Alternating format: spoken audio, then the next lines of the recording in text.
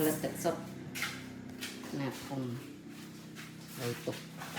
ចូលអត់ប្រើទិញមកប្រើបានតែមួយរយៈពេលខ្លី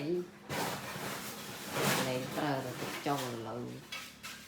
បងប្អូនទៅកាត់ទិញយកទៅផលិតទឹកអីឡៃឡុងឲ្យទៅស្តែនវានេះតែទឹកតើសម្ភារៈអីនៅមានលក់ថោកឯងពីមកថ្លៃលក់ថោកអស់ជំរឿនបាទណាប្រើទុកចោលដែរបើយ៉ាងដែរមែនឡៃឡុងបើក្រនជាងវាយចោលដែរតាមចិត្តអេដមីនអត់ទុកទេពេលឃើញដងនឹកឃើញថានេះទេតាមចិត្តខឹងត្រូវមកតែដងឃើញបោះញ៉ៃហ្នឹងអន់ចិត្តងាក់មក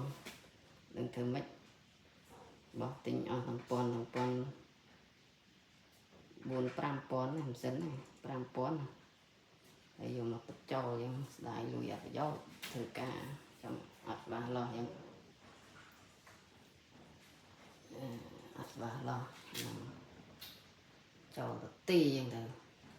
ចាំបងប្អូនធ្វើការទឹកយកទុកផលិតទឹកលក់ផលិតទឹកហូបអីតងទិញបានបើខូចអត់លក់ឯងតែបោះអត់ខូចបើខូចវាយចូលដិតចូលទុកតែបើល្អប្រើបានមិនលក់ប្រើបានអត់លក់គេវាយចូលមកអត់មានចិត្តខឹងមកឡាជឿទៅទាំងអស់